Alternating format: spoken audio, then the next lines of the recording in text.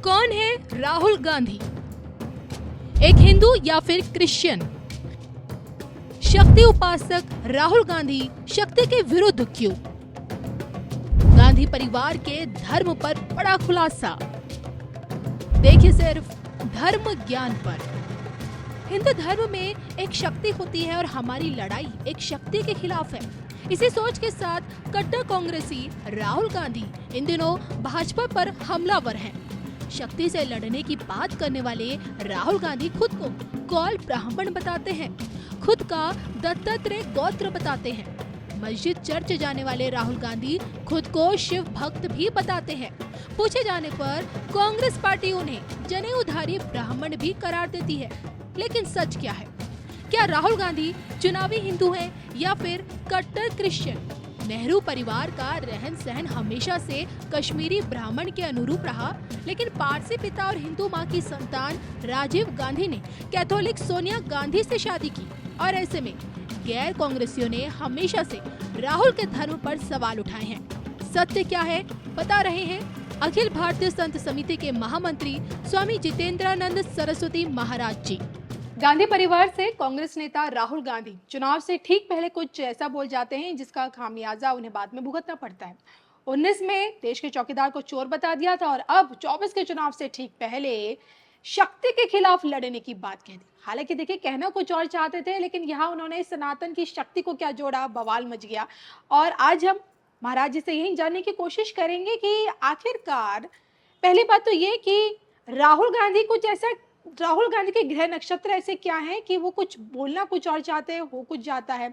आखिरकार क्यों उन्हें भाजपा की तरफ से धर्म विरोधी बताया जाता है? खुद को वो कौल ब्राह्मण बताते हैं, लेकिन नकली हिंदू उन्हें क्यों कहा जाता है? बताएं महाराज जी। आजकल उनके एक बड़े शुभचिंतक हैं डॉक्टर सुब्रमण्यम स्वामी जी। वही ब्रिटेन से इनकी डिग्री, इनका नाम राहुल विंसी है, ऐसा करके निकाल के वही लाए थे जी। और किसी ने नहीं। दूसरा कि नकली हिंदू, हिंदू जो व्यक्ति है ही नहीं, उसके असली या नकली होने का प्रश्न नहीं उठता। वो शेर की खाल डाले कोई भेड़िया हो, ऐसा उदाहरण मैं कह सकता हूँ। रही बात कहने की कि मीडिया बार बार कह रही है कि कहना कुछ और चाहते थे, लेकिन वो शक्ति की। मैं पूछूं, शक्ति की बात करते बात चलती, हिंदू धर्म में एक शक्ति है, तो हिंदू धर्म में कौन सी शक्ति है? या देवी सर्वभूतेषु शक्ति रूपेण संस्थिता। 51 शक्तिपीठ, 10 महाविद्या, 9 दुर्गा, इसी को तो शक्ति स्वरूपा माना गया है। शिव में से शक्ति हटाते हैं तो 100 हो जाता है, इसे ही तो हमने शक्ति माना है।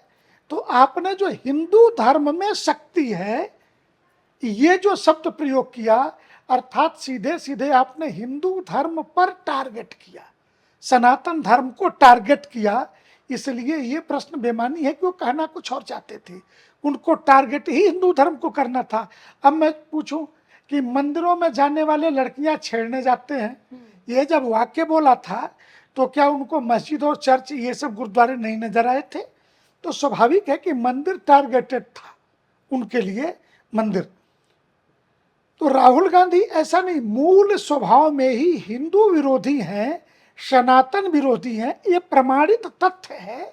इसमें कहीं अब उनके साथ जो जुड़े हुए लोग हैं वो इस पर कुछ चकते पैबंद लगाने का काम करते रहते हैं। मैं राजनीतिक व्यक्ति नहीं हूं, परंतु मैं इतना कह सकता हूं कि राहुल गांधी जी मूल में सनातन धर्म के विरोधी व्यक्ति हैं।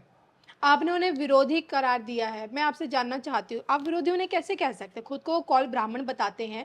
अगर हम बात करें आपकी इंदिरा गांधी जी की, तो इंदिरा गांधी जी का जो पालन पोषण हुआ है एक ब्राह्मण परिवार में हुआ है, और नेहरू जी की वाइफ इंदिरा गांधी जी की माँ भी पूरी तरह से ब्राह्मण परिवार से रीति रिवाज को फॉलो करती थी। इंदिरा गांधी खुद गले में रुद्राक्ष माला पहन के रखती थी। तो ऐसे में आप उन्हें कैसे हिंदू धर्म से अलग कर रहे हैं? इंदिरा जी व्यक्तिगत हिंदुत्व को मानती थी। धर्म की दृष्टि से हम विचार करें जी, उनके पतिदेव फिरोज खान क्या हिंदू थे? शास्त्रीय विचार में स्त्री सत्तात्मक या पुरुष सत्तात्मक, हम किसी लेकिन एक हिंदू रीति रिवाज से तो उनका विवाह नहीं, हुआ ना, दोनों का। नहीं, निकाह भी पढ़ी गई थी, अच्छा। दोनों रीति रिवाजों का पालन किया गया था। इसलिए ये कहना कि सिर्फ हिंदू रीति रिवाज से हुआ, ये गलत तथ्य है। निकाह भी पढ़ी गई थी फिरोज खान की। तो फिरोज खान से उनका विवाह, ऐसा भी कहते हैं कि फिरोज मुसलमान नहीं पारसी थे, हम इसे भी स्वीकार करते हैं। तो पति का धर्म पत्नी का है या पत्नी का धर्म पति ने अपना लिया, यहाँ मतभेद है। दूसरी बात, मैं यह भी मानने को तैयार हूं कि दोनों के धर्म अलग थे, ठीक जी। तो एक पारसी और एक हिंदू लड़की से पैदा हुआ पुत्र वर्ण संकर होगा या हिंदू होगा। राजीव गांधी अथवा संजय गांधी ने कब सनातन धर्म को स्वीकार किया? क्योंकि इसके लिए तो संस्कारात्मक क्रियाएं हैं ना। अगर क्रिश्चियनों के यहाँ बपतिस्मा है, इस्लाम के अंदर सुन्नत है, तो हिंदू समाज के भी कुछ क्रियाकलाप हैं, यज्ञोपवीत के संस्कार हैं, जिसे उपनयन संस्कार कहते हैं। कोई न कोई तो संस्कार हुआ होगा, उसके भी तो कोई प्रमाण होंगे ना समाज के सामने। तो कांग्रेस के लोग उस प्रमाणों को कभी सामने क्यों नहीं रखे? तो ये फिजूल की बातें हैं कि राजीव गांधी हिंदू थे, क्योंकि बेटे ने पिता का धर्म स्वीकार किया या माँ का धर्म स्वीकार किया, ये स्पष्ट नहीं है। जी। मंदिर, मस्जिद, चर्च, गुरुद्वारे, ये जाना तो हर राजनेता चुनाव और मौसम को देख करके जाते हैं। श्रद्धेय नरेंद्र मोदी जी भी ऐसा तो नहीं है कि मस्जिदों में नहीं गए हैं। अहमदिया मुसलमानों के कई बड़े कार्यक्रमों में मस्जिदों में गए, लेकिन उन्होंने टोपी लगाने से इनकार किया। साफ बताया कि मैं हिंदू हूँ, मैं आपकी आस्था का सम्मान करता हूँ, इसलिए मैं आपके यहाँ आया हूँ। आपके यहाँ आया हूँ इसलिए मैंने इस्लाम स्वीकार नहीं कर लिया। इसी को पलट राहुल गांधी इस देश के बहुसंख्यक समाज के आस्था के भायस से अगर किसी मंदिर चले गए तो हम ये थोड़ा स्वीकार कर लेंगे कि वो हिंदू हो गए। पलट ये कहानी है। इसलिए राजनीतिक रूप से किसी एक पक्ष को स्वीकार करना पड़ेगा। माँ का धर्म उनका है। क्या सोनिया गांधी ने सनातन धर्म को स्वीकार कर लिया है? क्या राजीव गांधी सनातन धर्मावलंबी थे? क्या राहुल गांधी ने खुले में इनका कोई संस्कार, एक ऐसा कोई संस्कार हुआ हो जो सनातन धर्म का संस्कार हो, हिंदू धर्म का संस्कार हो, ऐसा कोई एक संस्कार हुआ है क्या?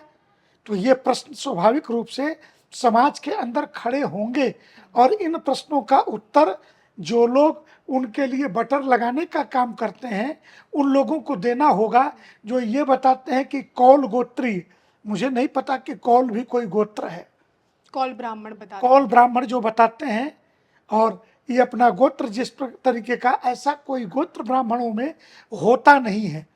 इसलिए इस तरीके की फिजूल की बातों का शास्त्र और धर्म से कोई बहुत लेना देना नहीं रहता है। जो राहुल गांधी जी कर रहे हैं, मेरा मानना है कि राहुल गांधी एक ईसाई है। चर्च मिशनरियों के इशारे पर वो देश में क्या कुछ करना चाहिए किसी का विश्वास जीतने के लिए, वो उस ऑपरेशन को करते रहते हैं। लेकिन उनका तो ये भी कहना है ना कि धर्म एक निजता है, आप अपने तक सीमित रखिए, मोदी जी की तरह दिखावा मत कीजिए। ये राहुल गांधी ने कहाँ से पढ़ लिया कि धर्म निज होता है? राजधर्म, राष्ट्र धर्म, व्यक्तिशः धर्मों का निर्धारण है।